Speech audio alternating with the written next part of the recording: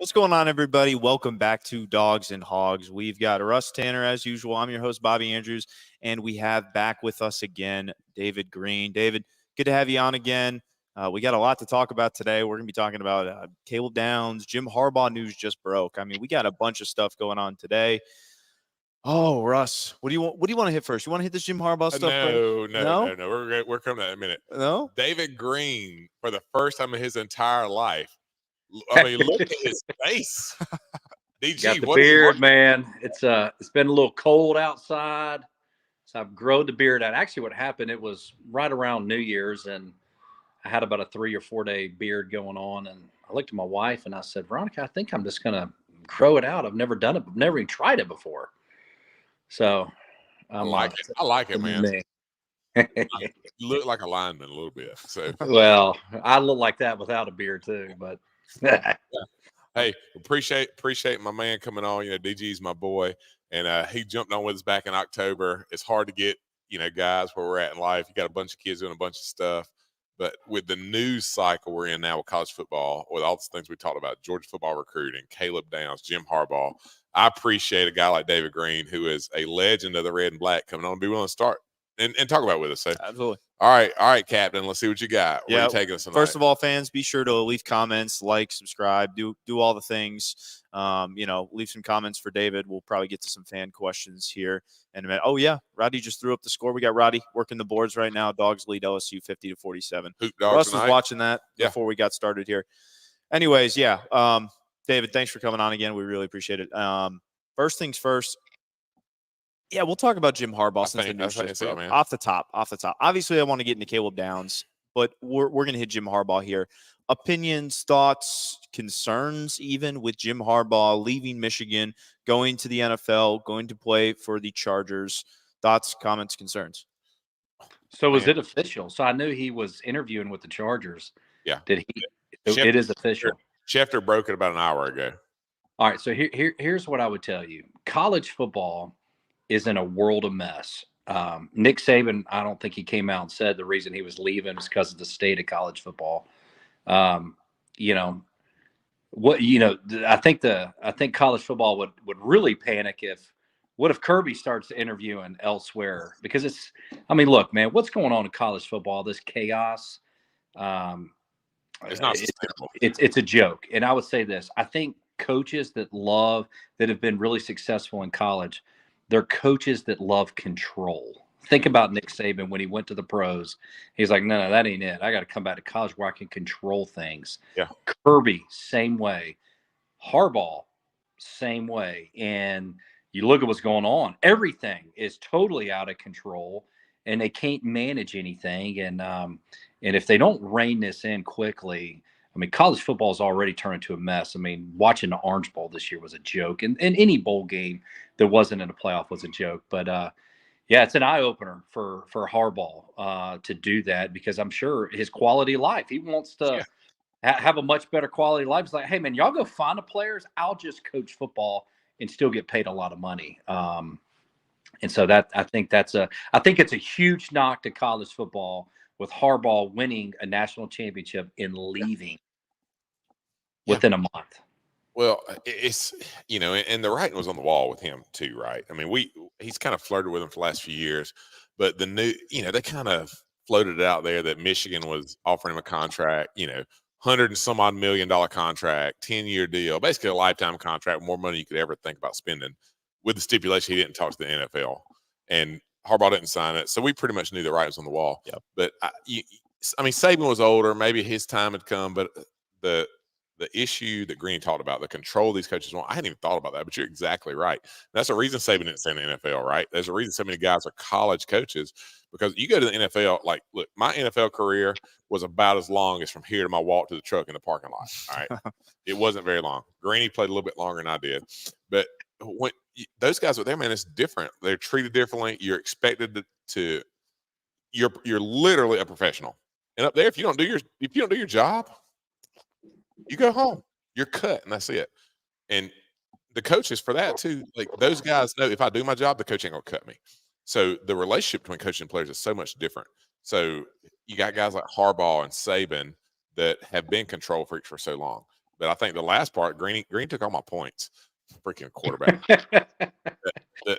the other part of it is too now college football is becoming more and more. And if you look at Kirby's staff, who he's recruiting, if you can't recruit and you're not willing to recruit year round, you can't coach in college football anymore. Yeah. You got to be an excellent recruiter and an okay coach or an okay developer of talent. If you're a great X's and O's coach, but you don't recruit, you can't be in college football anymore. Yeah. You got to recruit high school, and then you got to recruit your current roster and also the roster of every other college football team. Because that's the wild thing. That's the other wild thing. The Michigan roster is about to open up for 30 days, by the way, for guys to hit the portal up there. So what just happened in Alabama, you're going to see the same thing happen in Michigan. Yeah. Russ, you know what's sad? Think about it like this. Of course, you and I didn't get paid a dime. The only money that ever went out was maybe a little bit of apartment money we got twice a year. There was maybe $1,200, right? Yep. And we love just to play, and and we never even thought about getting paid.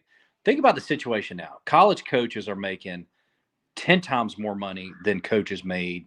Oh yeah, that were coaching back then, right? And they're more miserable than they've ever been. Players are making obviously 10 times, 100 times more than what we ever made.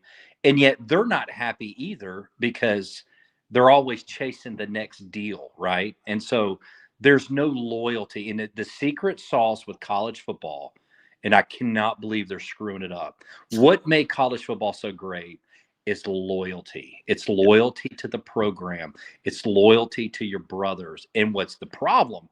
And what we're going to find with this NIL too, the NIL is totally, in my opinion, it's going to dry up with after this first year. Because here's why.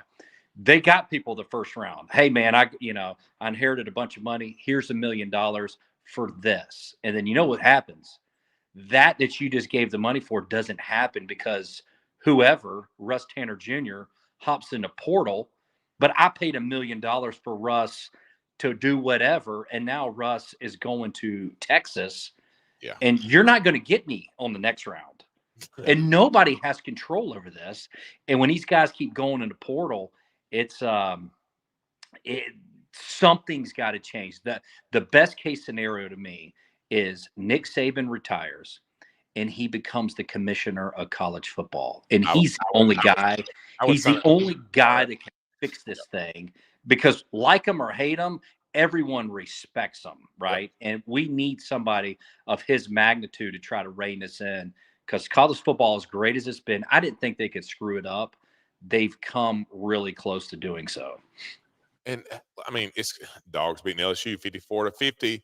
Hoop Dogs. I'm on it. Let's go. I like that. But Greene is exactly right. I mean, it's wild to me now. It's gotten to the point to where a lot of these colleges are now they're begging the 9-to-5 working Joes to give money to be able to pay for these college athletes. Roddy had a guy on the event this week, kind of an anonymous guy that was a big NIL donor, EGA, kind of giving his perspective on what's happening there. And he made a comment on there. He said, donor fatigue is a real thing. Yep. And donor fatigue amongst these big money guys is going to get more and more. And at the end of the day, man, like there's a reason we're not a bunch of freaking communists over here in America.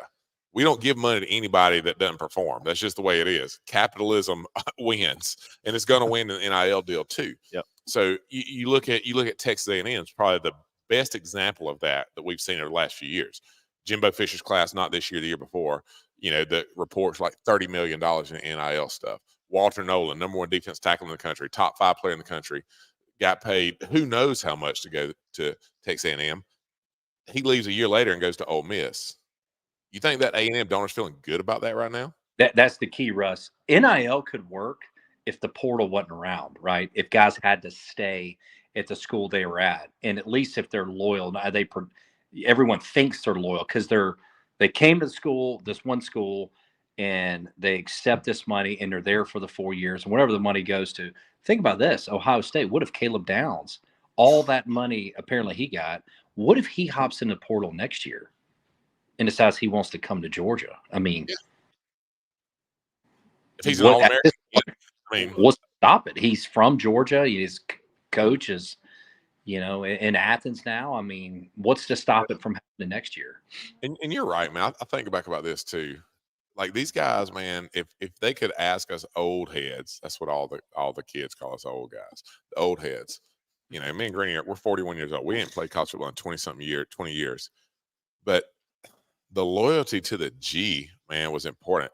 Like for guys in Alabama to have that A across your helmet, to have Bama on there. If you go to Ohio State, to say the Ohio State University, I'm proud of it, like it's something they're going to miss. When we walked in the Buttsmere building, there was a long hallway going to the elevators and to our locker room. Greenie, what was in the middle of the floor? Headed up the hallway. What was there, Greenie? It was the G, and nobody walked on it. Carpet. All right. So every time you came up to it, and this G, by the way, if this hallway is 12 feet wide, this G is probably 9 feet wide. So there's only like 1.5 feet, 2 feet on each side of it. But Greenie, what did every single man in that building do every time? Yeah, everybody walked around it. Nobody walked through it. And you would let somebody pass you by, you know, but nobody would walk right over the G just out of respect. I actually, Russ, my high school coach, before when I accepted a scholarship to Georgia, he made me watch films of the history of the football program. He's like, before you even go there, dude, you need to know the history of the guys that have come before you. Like it was a big deal. And Russ, I feel bad for the guys too, because I mean, look, when I think about, you know, my playing days, I don't even remember the score of any of the games, Russ, we played in. I could tell you if we won or lost, but very vague memories of the game itself and the outcome and whatever. But I mean, think about, we spend 95% of the 98% of the time not in a game. So it's all the relationships you build. It's the fun times we have. It's the stuff we did on, you know, Tuesday, Wednesday, Thursday, Saturday nights. Those were the fun memories. And these guys they're coming in and parachuting in for 5 months at a time, and then they're back out at the next school. They're not developing any relationships, and they're just bouncing around. And it's sad, really. And you're seeing it trickle down to the high school and even middle school level now. It's kind of like money can't buy happiness or something like that. I don't know. Maybe there's some old books that talk about that somewhere. Yeah. So, you know, and these guys, man, they get in the situation like where all they do is look at what other people are getting in it. They make their decisions based on what they think they should get somewhere else and try to earn it. There's a term for that now, by the way, called pocket watching. Pocket watching? Pocket watching. Never heard of that. Yep. Well, here's what I know. Here's my wisdom nugget for you. I'll drop on your pocket watching stuff. That's good. Comparison is the thief of joy. So all these guys around and everything else happening, like, look how much money Caleb Downs is getting. Look how much money Malachi Starks is getting. Look how much money that third string guy at Pittsburgh's getting. I'm better than that. And they leave to chase $1, and that's a miserable existence. And I agree with Greenie. I've been kind of middle of the road on this about college football's not being ruined. They got to fix it. Like I'm pro NIL for the record. I'm pro players getting to use their name, image, and likeness to earn dollars and advertise off of it. Brock Bowers, Lad McConkey, you know, those types of guys, Jalen Carter, Jordan Davis, those guys should be able to go out and advertise for the local Ford dealership, to go out and advertise for the local pizzeria and get paid $10,000 to do whatever because they're famous, they're popular, they've earned it. But as a recruiting tool, it's bullcrap, and it is going to ruin college football. And Russ, I'm actually with you. I'm for NIL. I'm totally okay with guys getting paid and all that kind of deal. It's just the lack of loyalty, the portal. That is going to be, if there's going to be a downfall of college football, it's going to be that. Because I tell you what's going to happen. Schools are going to start losing their fan base because the fans are not going to have a connection to the guys on the field if they're just paid mercenaries to come in and fill a role, you know, during the fall, and then they're back out. If it becomes that, they're going to have a problem because all these schools are going to start losing their fan base. That loyalty, man, they cannot. I mean, look, maybe I'm a dinosaur. I don't know. But I think that's the reason, you know, fans love Georgia football is they love the fact that, hey, these are our guys. These guys go to school here. They grew up here. They're going to be here for, you know, 3-4 years. They're going to play for Georgia. They're not coming here for 4 months on a little, you know, trip here before they peace out and go somewhere else. If it turns into that, college football is in a big decline, in my opinion. All right. Now that we ran all the kids off our lawn, right? Get off our lawn, kids. The old men are talking here. here's another fact. Just talk about football. Georgia is poised to win a lot of football games now over the next 3, 4, 5 years. You know, the big bad wolves are all leaving. You know, Saban's out, Harbaugh's out. How many current college football coaches have won a national championship? Dabo, Kirby. I mean, Russ, how many college football coaches currently have beaten Kirby Smart? I think that's the number, right? Yeah. Is that right? I'm pretty sure. I don't know anybody. In like the last 5 years, I saw something on Twitter. Yeah, I mean, it's only really been Nick Saban and and so and that's wild. So it takes in college football, the younger the guys that you coach, the greater impact the coach has on a team. Okay. So it goes down. A great coach can have larger impact the lower it goes. I mean, if you go down and watch David Greene's Pee Wee football teams from back in the day, they were murdering people because it was Greene versus some accountant from Alpharetta who didn't know anything about football, and he was murdering them. All right. So in college football now, all these guys that have been the kings of the castle, I mean, the cream of the crop, the tip top, the bully on the block, whatever you want to say, they're all leaving. Dabo seems to be past his peak prime of having to fight for. I love Dabo, by the way. I know a lot of people on here can't stand him. I think Dabo's great. But Saban's gone, Harbaugh's gone. Kirby is the king of college football. And it's not even close. Yeah. And Georgia's going to reap the benefit of this for years to come in recruiting and on the field. So, all right, one last word. Let's give our final word on, because this originally started with Jim Harbaugh. So we'll transition, because all this energy, we'll get into this Caleb Downs situation here in 1 second. But final word on Jim Harbaugh. You think he'll be successful in the NFL or not? Yeah. As long as he's got Herbert at quarterback, well, he's got a shot at it. You know, NFL, it can turn 1 year. You could be the worst team in the league 1 year, then the very next year they make some moves and you could be great. I think he'll do fine. He's been there before. Yeah. He understands what it takes. Yeah. I mean, last time he coached the NFL, right, he was, if I'm not mistaken, playing in the Super Bowl, right? I mean, within a year or two of that. I mean, and that Herbert at quarterback's the key for him. Yeah, that dude's a baller. Yeah. What he did with J.J. McCarthy, I think he will be able to do with Justin Herbert as well. So, and I like Justin Herbert. Yeah. There's a lot of guys that have that quarterback class, Mahomes, Herbert, some of those guys, Josh Allen, that are dudes. And Herbert is a dude. Yeah. He can throw the ball. He's a big, tall cat, and he can run. Yeah. I mean, for a white boy, he's pretty fast. So, all right. Not DGreene. He's not DGreene. We're gonna move on to this Caleb Downs situation now. I'm gonna set the stage, right? Because, you know, Caleb Downs, this top prospect, this, you know, led Alabama in tackles as a freshman, right? Mm-hmm. This prized possession, one of the best players on the Alabama football team, enters the transfer portal. Georgia, Kirby Smart goes after him hard, very, very hard, right? You know, we hear reports that he's enrolled in classes, he's looking at apartments, he's doing all this and that. And, there's Kirby Smart tweeting #GoDogs and all this other stuff is going on. And you're riding high. You're like, Caleb Downs is going to be a Georgia Bulldog, right? You're hearing reports, this, that, and the other. It's a done deal, right? And then all of a sudden, about 8 o'clock rolls around. And this is Thursday night. 8 o'clock rolls around. All of a sudden, you start hearing chatter of, Caleb Downs to Ohio State. Mm-hmm. And then all of a sudden, it comes out. Caleb Downs ends up going to Ohio State, takes a boatload of money. How people have been posing this question of, did Caleb Downs just use Georgia as a chip to kind of leverage point? A leverage point. What are your thoughts on this entire Caleb Downs situation? It's insane. I've never seen anything like that. That's insane. Obviously not, because NIL just kind of got started going, but this is a different beast.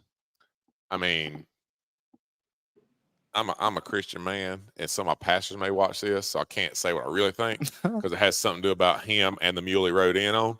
I don't know, man. It's just I don't know Caleb Downs at all. Literally, if Caleb Downs was walking in here right now, I wouldn't know Caleb Downs. Yep. I mean, I'd have to study him to see who he is. I know him on the field, respect the crap out of what he's done.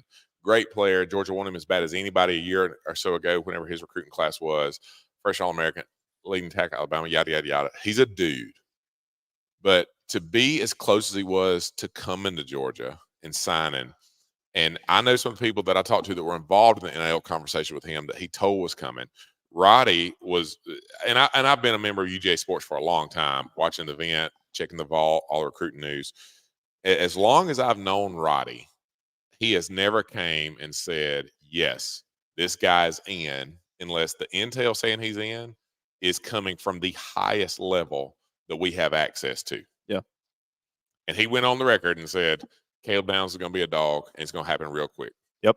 So that does not happen without people at Georgia, not just a guy who's sat in the club level one time and knows a guy who thinks he knows something. Caleb Downs told Georgia who's coming. Yes. And then backed out at not the 9th hour. He backed out like 11:59 p.m. Like, that's bullcrap, man. That ain't what you're supposed to do. And, no. You know, unfortunately, we make judgments about kids because of things like this, and maybe his advisors told him differently, but it's a terrible look, and that ain't the way you should go about life. So, you know, he's going to Ohio State. Hope they never win a game. That's where I stand on it. Well, I don't like Ohio State either, but I will say this. So I live 5 minutes from Mill Creek High School, and know a lot. If Caleb Downs popped up on the screen right now, I wouldn't know what he looks like either. But I do know a lot of people that do know him and know his family. I've heard that he is a fantastic kid that comes from a fantastic family. Couple things that I think are in play here. Number one, you're talking about business decisions being made with 18, 19-year-old kids, right? And so we're holding them to like an adult standard. And I know his parents are involved. But, you know, you're getting 18, 19-year-old kids that are having to make like big boy type decisions. And I think, you know, a lot of us are raised, hey, man, you give your word, you just move forward. The other component of this is this kid was just so highly sought after. You never know what was going on the other side at Ohio State. I mean, clearly, you know, the money was much, much more, right, than what Georgia was willing to do. I've also heard, whether it's true or not, who knows, that, you know, they promised him he can play both sides of the ball, kind of like the Travis Hunter, where he's corner and receiver. That, you know, Caleb obviously played a lot of running back and did a lot at Mill Creek on both sides of the ball. And on top of making all the money, he could be, you know, featured that way. And you never know what was being sold to him as well. So, so I think part of the reason it kind of looks like such a bad guy is, you know, he's somebody we really would like to have. And he told people that he was coming, right? And so you just think, okay, his word. Yeah, that's the problem. But, you know, we live in an era now where this is just, it's more business than relationship. And that's the unfortunate part about where we are. But I have heard from multiple people that I know and trust well that he's a great kid, and his parents are comes from a really good family as well. Hate to see him not leave. Here's the only thing good for us. Obviously, a kid as talented as he is, your team's going to be much better. We've got good safeties, and so it's not like we're going to be totally struggling because he's not here. But it's just a blow, and it's a blow to our ego too, right? We're Georgia, we're big and bad, and this is a hometown kid. His coach is coming over to be a defensive coach, and it looks like it's going to be a slam dunk, and then, you know, the rug gets pulled at the last minute. Yeah, I mean, all my negative comments and my negative thoughts come from the standpoint about, like, you got to be a man of your word, dog. Like, if you say you're going to do it, do it. Like, if you're playing both sides of the fence, like, tell people, and that's fine. Kirby's a big boy. Kirby's been told no a ton in recruiting. I mean, it's just the way it goes. I mean, just be straight about it. I mean, don't tell people that you're coming. And maybe he didn't. Maybe I should retract that a little bit, because maybe he didn't. But it sure seems like he did. So, you know, Ohio State, look, you talk about the NIL and the portal stuff. Harbaugh, it did this to Ohio State, because Michigan beat Ohio State 3 years in a row. Yeah. Michigan won the national championship. Ohio State can't take that. Yeah. They're paying Caleb Downs. They're paying Julian Sayin, the quarterback from Alabama. And I don't even know all the other people, but they're spending a lot of money in the portal right now. And it's win or bust for Ryan Day. I mean, you talk about somebody from the hot seat, he's got to win within the next 2 years, or else he won't be the coach of Ohio State anymore. Yeah.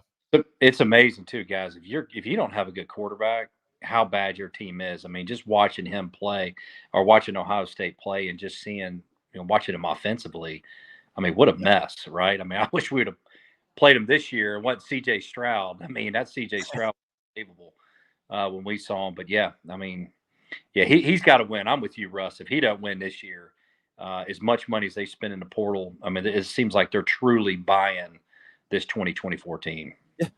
They're the LA Dodgers of college football, right?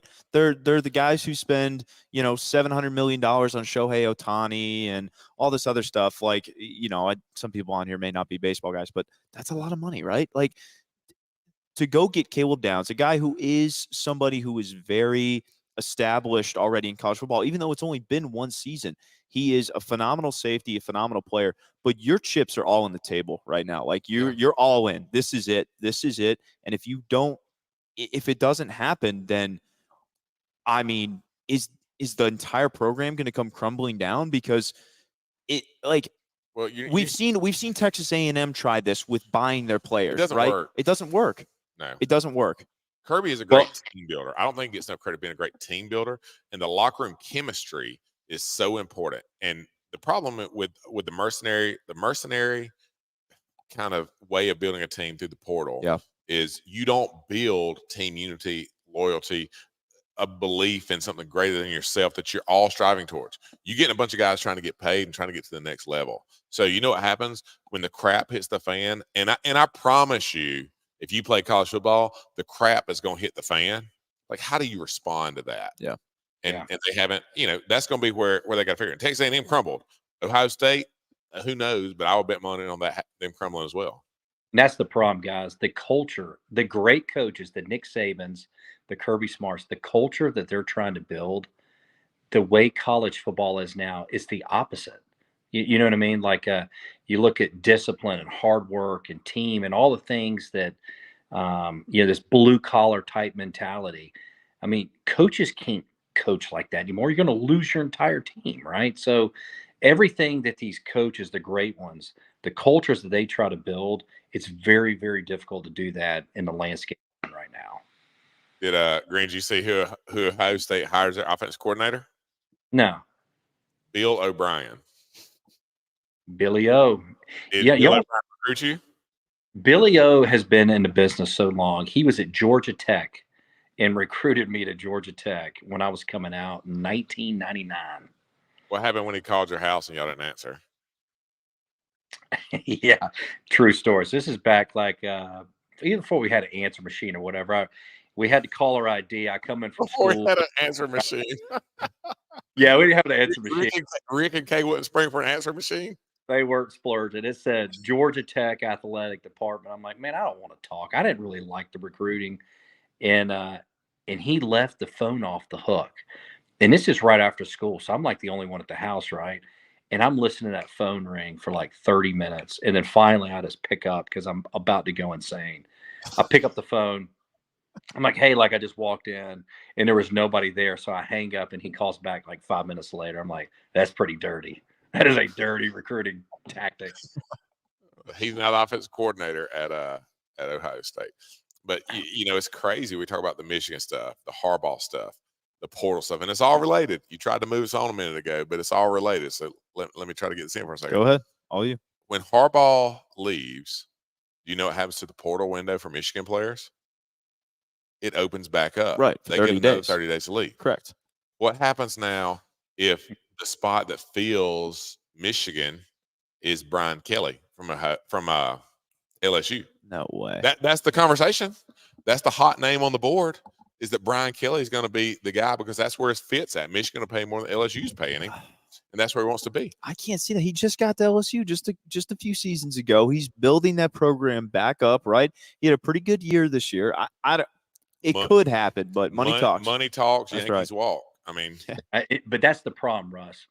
Money, and like I said, I'm a dinosaur, man. Like it can't always be about money. At some point in life, you got to look at things, and it just not be about a dollar sign. So anyway, I don't know.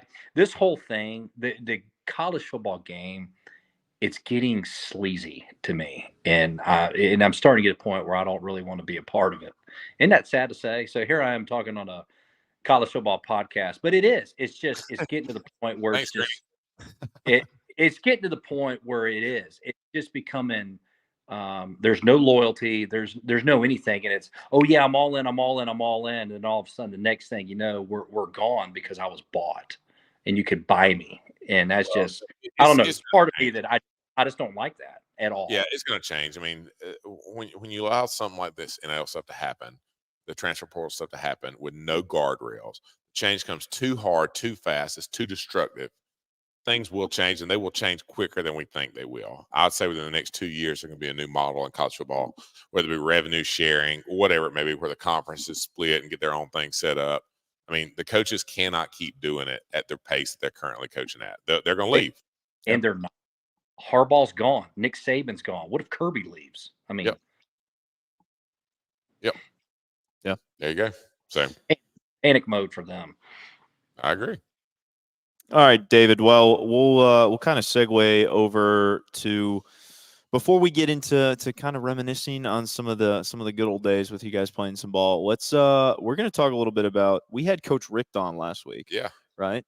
So if you haven't seen that episode, after this, go make sure you tune into that one. Make sure to catch up on that one. But we had a really good time last week with Coach Richt. David, do you have any like really good stories of your time with Coach Richt here? Well, I mean, there's a ton I can pull from. I'll tell you a really pretty good story about Coach Richt and Matthew Stafford. So my senior year, Coach Richt, they were recruiting Stafford. And by the way, is he not an absolute freak? I mean, did y'all watch him last week with he made the greatest football arm in the no-look pass going to his offside? I mean, the guy's he really is just totally different. But even back when he was 17 years old, I think we're getting ready for the bowl game my senior year, and Coach Richt, he said, "Hey, Greene, you got to watch this kid. This kid we're recruiting." He goes, "I've only seen 2 people in my life that can throw the ball like this kid." And he didn't mention me, that's for sure. That John Elway and Dan Marino. And I'm like, dang, I got to see this kid. And sure enough, he pulls up his highlights, and I see him throwing the ball, and obviously it was impressive. And then I forget, when Stafford comes into the Buttsmere for the first time, I'm like, this short little pudgy kid, he was like 250 as a freshman. I mean, he looked like a pulling guard, Tanner. That when I first, but I wasn't that impressed at first when I laid eyes on him. But as soon as he hit the practice field and I saw the ball come out of his hand, I was like, yeah, this kid is definitely different. But it's amazing how Coach Richt, at like 16, 17 years old, could already tell that there were only 2 people, John Elway and Dan Marino, that he saw could naturally throw the ball like Stafford. Another great story I'll tell you about Coach Richt, and I'll try to make this one quick. I was playing tennis. This is, maybe 10 years ago, over in Gwinnett. Get done playing. A guy says, "Hey, Greene, can I talk to you for a second over here on the side, away from other people?" And I'm kind of like skeptical, like, oh man, guy's about to get deep on me, and I don't know what's going on. And pulls me over the side and says, "Hey man, I just want to give you a heads up. Big Dog fan." He goes, "I was really in a tough spot around 2002 when we were winning the SEC championship and all." He said, "I was in a tough place." And he said, "One night, man, I just had way too much to drink." And I'm like, screw it. I'm just calling Coach Richt. And called Coach Richt's office, and Miss Ann, secretary, answered. And the guy just kind of spilled his guts to Miss Ann. And Miss Ann called Coach Richt. He was on his way to Macon to speak to the Macon Touchdown Club. Mm-hmm. And so she called Coach Richt. Coach Richt talked to this guy that he never met for 2 hours, that was in a dark place, and really turned the guy's life around. Pretty amazing story. People ask about, is Coach Richt the real deal? He's 100% the real deal. And he gets down to the Macon Touchdown Club and tells the group down there they got hung up in traffic, so he was a little late. When in reality, he was talking to a guy he's never met, just a big Georgia fan. And there's stories like that all the time, Russ, that we got a million stories of things he's done to help people, but there's a million more that we've never heard of. That just random, Georgia fans that are out there that'll come up and say, "Hey, you're not going to believe what your coach did for me." And so I thought that was one that I was just like, man, it's pretty amazing how the impact he made on so many of us. Yep. And I think about Coach Richt. I mean, it is. I mean, Coach Richt's going to go down with his legacy being the type of man he was, the impact he made. I actually think, and Roddy, if you are ready, I think let's transition with this because I'm gonna segue us into the Auburn one.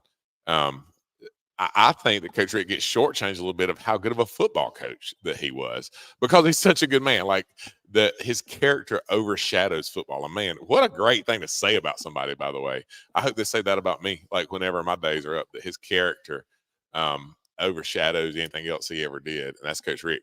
But, Coach Rick comes in 2001, had a really, really good season. 2002, we come up, Greene starting quarterback. We go to Auburn. All right, Greene, Roddy, I can see your face. Do you got the Auburn clip ready, Roddy? Whenever Greene set us up. All right, Greene, set us up. Fourth quarter Auburn game. Let's talk about Coach Rick as a football coach a little bit. That last drive, where we're at and what was going on. Can you see? Hey, can you see it on your screen, Greene? Yeah. So, right. The play here, it was called 70X takeoff, and the only typically we call 70 takeoff, and 70 takeoff means I could go, either to Fred on my right side or Michael Johnson to my left. But if y'all remember that game, Michael Johnson had the hot hand. I mean, he was a backup, had not really played a whole lot that year, but during this game, he had double-digit catches. I think he had 11 or 12 catches and was giving that corner a tough time all day. So coach calls 70X takeoff. Now they were playing quarters covers, Tanner. And the one thing that the reason I pumped to my right is just to try to get that free safety to flat foot. Honestly, the free safety really kind of screwed this up because our tight end on the same side as Michael Johnson, he stayed in the block. And really and truly, that free safety should have instantly just went over and doubled Michael. But he didn't. Got to play here. But you'll see where Ben Watson, he stayed in the block. That free safety should have automatically went over and doubled Michael. But he didn't, thank goodness. And so we pumped to Fred. Johnson had the hot hand that day. And so we just fed it to him. I mean, thank God our defense played as good as they did that day. They were amazing. And look, Russ, that was part of the, kind of the culture of that team. We weren't the greatest athletes, or I shouldn't say that. We had plenty of great athletes, especially our defense was unbelievable. But I was just kind of a blue collar guy, and we just never quit. I think that was the best thing about our teams, that we would watch this throw right here, by the way.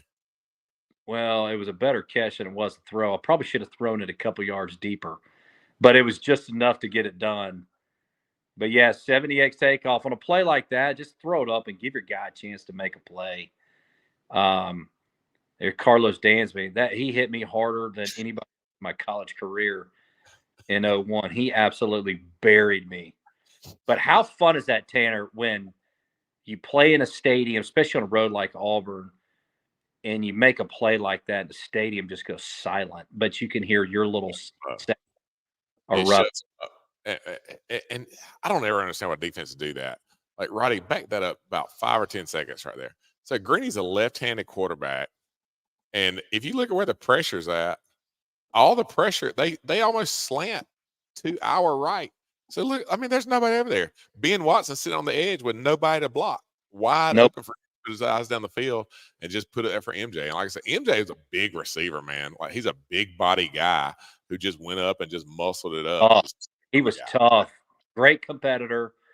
And that's the reason you always got to be ready to go. He always practiced tough too, and I guess it was Terrence who was out that week, and Buddy, did he step in and play big? Hey, Russ, one thing I want to do, I did see our big boy Dan Inman over here, chatting it up on the text line. Got to give big homie a big shout out now. One of our favorite guys of all time. Right. I think we got a picture. I think we got a picture, by the way, of you and Dan. Hey, there it is. Hey, well, I can tell you one thing. If I ever have to get to a fight, I want Big Dan with me, because he is very comfortable in that setting.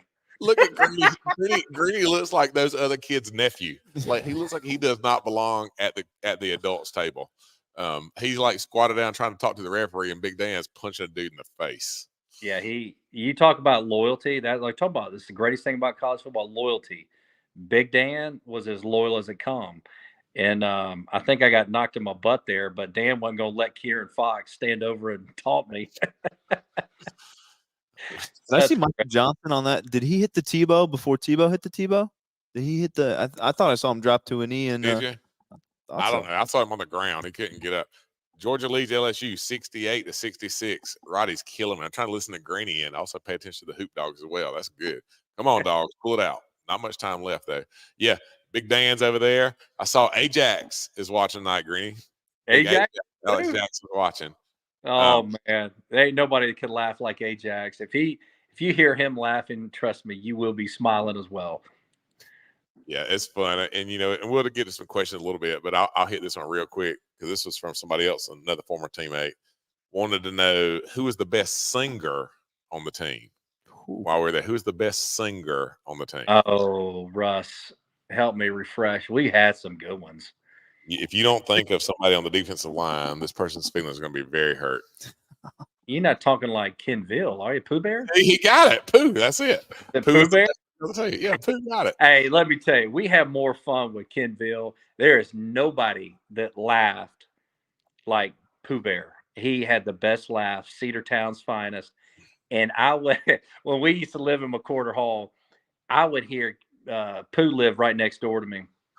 And I would hear this laughing. It sounded like there was a party going on in his room. I'd go in there. It'd be him by himself watching the Jeffersons. And he'd be smoking a Black and Mild ashtray on the bedpost.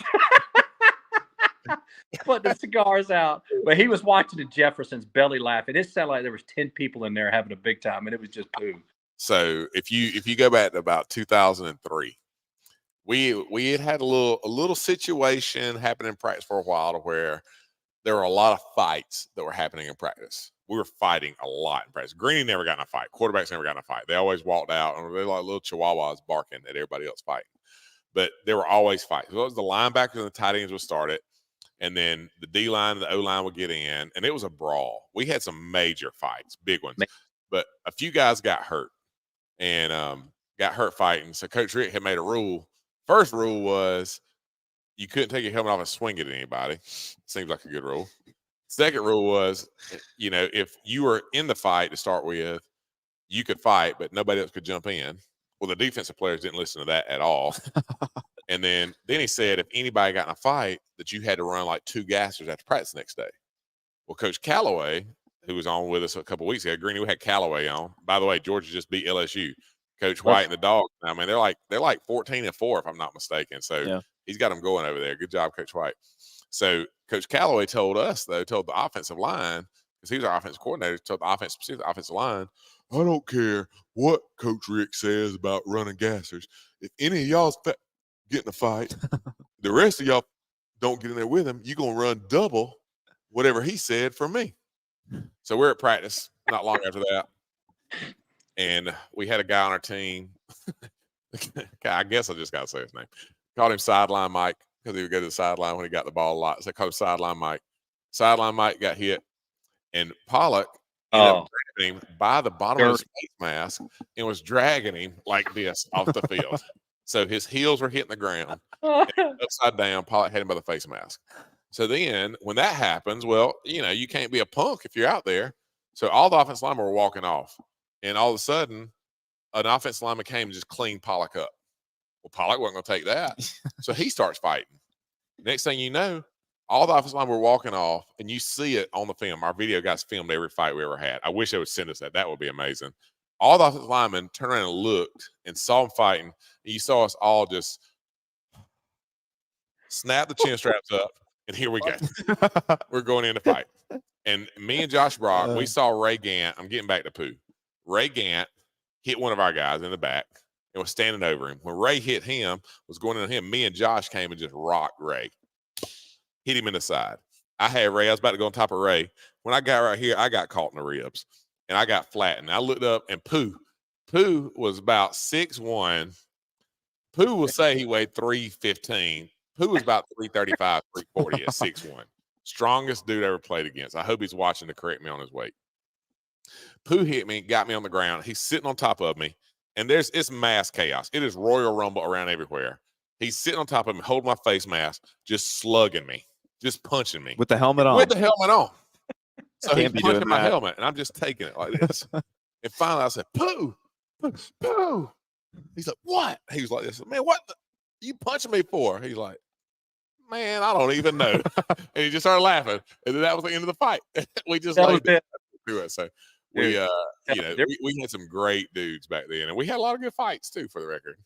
hey, there were some great. I mean, the fights that were out there were. I mean, it looked like a bunch of convicts. It'd be 20 on 20, and you would never know. But it never trickled back into the locker room ever. And speaking of Callaway, I remember Callaway and Fabris almost getting into it a number of times. You know, you take a defensive coach yells at an offensive lineman, and then now he's being protective of his guys, and they'd almost get it was wild. But we didn't know any different, Russ, did we? I mean, it was just No, it was what it was. So, but but we had great times. And what, you got something you going next? No, we still got the one of the Terrence Edwards. The other clip. Yeah. All right. So let's go back to that, Greene. So Coach Rick, when I think about David Norman Greene, I knew that, did you? Which I think it's hilarious because Pollock's daddy's name is Norman, but his name's not. So, anyways, did you and Pollock play together in Pee Wee football, Greene? Never mind. All right. So if there's ever any moments that I think defines your career for Georgia fans, it was probably the P44 stuff, the play action stuff, the hiding of the ball and all that. I think when people look back at David Greene and just remember some of those kind of pivotal moments, I think these plays are going to be it. So, all right, Greene. Yes. 44 flat back Ruski. And the key here, you got to pause right there. And this is the key. See how I'm extending the ball? I'm just trying to show the ball because these defensive players, they're like puppies, man. They're like, they got to trust their instincts. And so they can't think too much. And so when they see the ball and it's third one, they're thinking I'm giving it to Musa right here, right? They think I'm giving it to Musa. And the key is right when I'm about to stick it in Musa's belly, I put the ball down in my crotch where I know they can't see it. And, of course, my body language is, I think, the key of the whole deal. Slump your shoulder. I'm just stupid enough to just pull this off without getting hit in the back of the head. But I actually knew, I was like, if I slump my shoulders, they are not going to think I got the football. And they didn't. And it worked. So nobody thought it. Faked out the whole stadium, the cameraman. I mean, nobody thought you had the ball. Yeah, and I love Bobby Johnson. Look at that. They called it flat back Ruski because if you watch the O-line on that, the O-line fires off on that play right there. And then Roddy kind of hovered over a minute ago. Watch the linebackers and the safeties when it plays right here again. I mean, those guys, it's watch them. Watch those that second level guys. The offense line comes off run blocking. And look at that. Look at that safety flying from up top. Tanner, when you're slow, when you're not athletic, and you don't have a big arm, you better find something you're good at. And you were good at sticking the ball in your crotch, apparently. That's what you just said. You got to use your strengths to your advantage. Get it to third one. Don't get to third 15. Get me to third one, and we'll make it happen. Are those your favorite plays from when you played? Tanner, I don't know. I don't really care. I don't know. Yeah, of course, any touchdown. Watch Terrence here. Chop his feet on the guy he's going to block. Chop, chop, chop. Yeet. And, that number 13, that safety, they said he had like a 4.0 GPA. That's why it goes to show you don't have to be the smartest guy in the world to be good at football. I'll tell you this, Terrence Edwards, one of my favorite players of all time. I mean, such a savvy football player and a gamer. Solid, dependable, just knew how to make plays. He was awesome. Mm-hmm. Yeah, but I knew when Terrence was out there, he would get open. Look at that. Look at there. That was pre-beard right there, Tanner. Pre-beard. You were pre-beard a week ago. You've never had a beard. I mean, you were 41 years old before you could ever say that was pre-beard. I'm telling you. Well, that's the other thing. Here's the other thing, Tanner. I was like, I graduated high school when I was 17. You're getting 17-year-old sophomores and junior, and high school too. So you get 25-year-old seniors in college. It's just it's a different world, man. Hey, Tyson Browning, that's the man right there. I see TB on the text thread. All right, Greene, I'm gonna read you a Tyson question from my Facebook post earlier today. I put on Facebook, we're having you on. Greene is the old man who doesn't do social media, so you got to help him out. Can't blame him. Let's see. Where's Tyson's comment? I'm gonna have it here in just a second. Bear with me. I know this is great TV, by the way, for me to be scrolling through my social media feed. It's okay. We can sit here. Yeah, we can sit here. He said, we're just waiting on you. for the record, how do we spell Greene? What's the official spelling of Greene? It's got to be IE, right? Yeah, it's normally IE, but I see EY. Ajax messed up. He went like a hyphen NEE. That ain't right, yeah. Ajax. All right. Tyson Browning said, ask Greene why he threw me that check down against South Carolina at South Carolina. The guy was standing right behind me, hit me so hard I lost the ball in my position for the rest of the day. That's great. I'll tell you this. Hey, Tyson, one of the greatest athletes here it is. I'm from Snellville, and I was around a bunch of kids that, in order to learn how to do a backflip, they would spend hundreds of dollars with all these coaches to teach them how to do back tucks, and that's kind of the way I grew up. We go to Georgia, Tyson be standing there, full uniform, just flipping around down the field, just that good of an athlete. But Tyson fits into that bucket. Pollock used to always say, talk about Damian Gary, you couldn't two-hand touch him in an elevator. Tyson fit that same mold as well. You get Tyson in space, buddy, you got a good thing going. And so, and just one of the all-time great guys as well. And that's why, once again, I get on my high horse. I feel bad for these guys that jump in the portal every other week because they don't get a chance to build relationships with some good dudes. I agree. All right.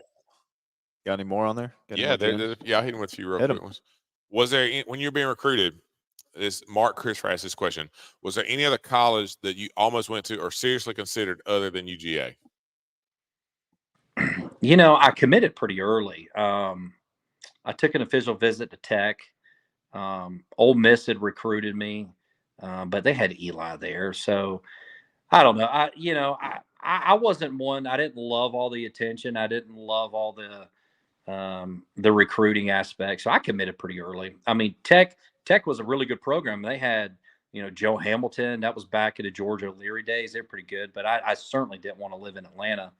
And so I wanted to play in the SEC. So outside of that, I really wouldn't know. Greene's somebody that doesn't like the spotlight or any of that stuff. Greene was also offered to play baseball at Georgia. He played Parkview, big rival, his senior year. Jeff Francoeur was playing on that team. They were really good. Greene went on him, and when he came around third base, the opposing team's fans have been heckling DGreene the entire game. There's plenty to heckle him about. Look at him. He's not good looking or smart at that. So they're getting on him. Greene went yah-yah. Apparently, he hit one to Chattanooga from Snellville, and when he rounded third base, he looked at that student section and went, hey, let me tell y'all, baseball was my outlet. Like, I knew football was my ticket. I'd already committed to Georgia. And speaking of that, I saw a text a minute ago. Roger Parham is listening, and he was my high school baseball coach, one of the finest men you'll ever meet, and one of the funniest men you'll ever meet. But he was coaching me back then, and I wasn't I was a terrible pitcher. You would think like a big, tall lefty, I'd be throwing gas. But he would put me in that 5 or 6 hole, and I knew I was hitting the ball good if I'd hit it left center. If I was hitting bombs left center, I was seeing the ball good.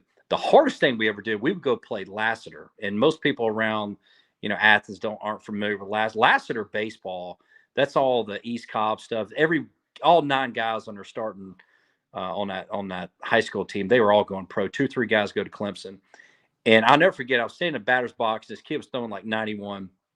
And I made my mind up for the pitch, Tanner. I was like, I'm swinging at this no matter what. Like, I'm swinging. And this guy was throwing so hard. He threw the ball, and I hit it off the scoreboard. And I'm telling you, I was as shocked as everybody in that stadium. I tried my best to act like I'll play it cool, like I knew it was going to happen. But it was as lucky as. All right. I got a couple more questions before we wrap up with Greene. But back to Coach Parham for a second. I hope I'm not mixing your coaches up. But let's see if you can finish my sentence here, Greene. See how tight we are right here. All right. So they were playing, and an umpire for the other team had made some bad calls. Coach had been arguing with him a long time. They were walking off the field. He walks to the umpire and told him, I know you're blind. Because I'm your wife. That's it. Yeah, that is true. That is a true story. Coach Parham, there he is right there. See, he's saying true story. It is true. I know Hey, you're blind. I've seen your wife. I need. Yeah, he said, I know you're blind. I've seen your wife, and it was a cold day. It was one of those like February games where he wanted to get on the bus, right, and he was dying to get thrown out. And Coach Parham, man, one of a kind. They don't make them like that anymore. All right, Greenie. 2 questions for you as we get ready to wrap. We're not on exactly what you call a hard stop around here. Bobby's got to drive back to the crib. He's got a little bit of a drive. But other than that, we're not in a huge rush. Don't let Bobby speed you. No, we're good. All right, so 2 questions. I'm gonna ask you both of them and kind of combine them. Okay, so pay attention. All right. This is Brian Jackson and Levi Taylor. So the first one said to ask you when did you kind of feel like you were in total control of the offense, and when did you know that it was kind of quote unquote your team? All right, and the second part of that, Levi Taylor said, I heard a rumor over the years that when LSU came to Athens in 04, Greene was given full control to kind of run whatever he wanted to. I'd like to know if there's any truth to that, knowing that because he threw 5 touchdowns that day. So kind of when did that happen for you? When did the maturity part of being the quarterback where Coach Rick, Coach Bubba, all those guys really trusted come? Because you had pretty much full autonomy your last year or two to audible to whatever you wanted to audible to. Now there's parameters around that and all that, but just kind of speaking to that. Well, all right. So so as far as when I felt like it was my team or when I got full authority of the offense. So as a freshman, I thought I had full authority because I didn't know how big the playbook really was, right? But it was really kind of more football 101. Coach Rick would say, hey, Greene, all right, these guys come, throw hot, don't ask questions why. And I didn't. I just kind of went with it. And then year 2 or 3, I realized, okay, if I see this coming, I can check the protection and change the routes, that sort of deal. So I would say the longer you're there, certainly you start to see the field a little bit easier. The beauty of being young and naive is I thought year 1 I knew the offense, and I thought because I picked up everything he had taught me. He just hadn't taught me everything, and so I had the confidence like I knew it all, even though at the time I didn't. Year 3 and 4, as I got in my later years there, it wasn't like I could just do whatever I wanted. There were certainly parameters. Coach would say, okay, if they're gonna do this, you're either going to run this way, or you're going to run it the opposite way, or you can check a protection and run, this kind of route combination based on what they see. So they would give me parameters, but they understood once they had the confidence that I was seeing what I was supposed to be seeing, they would give me the parameters so I could check into what I needed to. And and just to finish, Greene is a super smart guy. That's why Georgia was so good our last couple of years when he was there. That's why Georgia's going to be good next year. Carson Beck's really smart. He's going to have to work some. Greene got to the point to where it worked so well for us because we could communicate protection-wise without him having to really worry about it too much. We knew what he wanted to do. He knew what he wanted to do, and we could change protection and help him with that. So I think that veteran offensive line was there. We had playmakers around him by there and a really smart guy with a coach that trusted him. We finished up as the winningest senior class in Georgia history at the time. Obviously, this last couple of classes have passed by, but a lot of the success came from dudes like this right here. So yeah. It was fun. It was fun, Tanner. It was fun to be a part in those days. Those were good days. It was a little bit more simple, not as crazy as it is now. And of course, everybody wants the NIL money, but I want to trade what we have for anything. Not for $1 million. Okay, maybe for $1 million, but not. It had to be. I wouldn't trade it for $1 million. There ain't no doubt about that. So those are my dudes, man. I love them. Yeah, man. Well, hey, appreciate you guys as always. Yeah, absolutely. We'll close with this, David. We're coming down to the end of the NFL season. You played a few years in the league. Your former Chiefs, they're in it. Are you rooting for any team in particular here to win the Super Bowl? Yeah, so I'm actually rooting for the Ravens. Roquan Smith, ever since he was at Georgia, he has been my favorite player. I love his style of play. I watched him every game at Chicago, or I at least follow his stats. I mean, he's amazing talent and just his motor and what he's been able to do in the Ravens. So I've been watching the Ravens, became a Ravens fan once he got traded over there. Then when Todd Monken came over, I was obviously pulling for Todd, and he's done a fantastic job as well. So really, if anything, I'm pulling for the Ravens. I love what they're doing. They got a complete team. I like John Harbaugh, Chuck Smith, who's a good friend of mine too. He coaches part of on the defensive side. A lot of good guys there in that program, and they, in my opinion, they should win it all. I think they're the best, most complete team in the NFL. So I'm pulling for them. I'm actually on the Ravens train too. I'm at odds in my house because my kids all love the Chiefs. They're bandwagon people that jump on the Patrick Mahomes train. But No Lions, no Lions out here. No Dan Campbell biting kneecaps off a little bit. You don't want none of that. they ain't got no dogs on their team. You're right. Love Dan Campbell. Love his leadership. I love how genuine he is. I mean, you could tell those guys love to play for him, and they balled in. I love what he's doing there. I think he is a fantastic leader, and he seems to be very true and authentic, and he's himself. He doesn't try to be anybody else, and it's working. Have you heard how much caffeine he drinks every morning? No. So an average cup of coffee has like 100 milligrams of caffeine in it. Yeah. Maybe a coffee nerd's on here that can. I think it's 80. I'm a bit of a coffee nerd. All right, 80. Fine. Yeah. He every morning goes to Starbucks and gets a venti, which I guess is a large one. I don't drink Starbucks coffee because I think that's the tallest they got. It's the tallest they got. He gets right. two with 2 double shots of espresso in them. Jeez. It's 1,100 milligrams of caffeine a day. That's unbelievable. That's how is his heart still beating? How is he still alive? Well, his face is red, so maybe that has something. You got them veins bulging right there. Jeez. That's where it holds. So yeah. Well, anyways, DGreene's veins never bulge. He never turns red. He's cool as a cucumber. One of the dangest dogs that's ever lived, and a good man. Appreciate you, dude. Thank you very much for jumping on tonight. Thanks for coming on, David. Appreciate y'all. Yep. Everyone, thanks for tuning in to Dawgs and Hawgs yet again here. We'll be back every single Wednesday. We had David Greene on again tonight. That was phenomenal. Great episode, Russ. So, I'm sure he'll be back on again some other time. But until then, we'll catch you guys next week on Dawgs and Hawgs. Go Dogs. Go Dogs.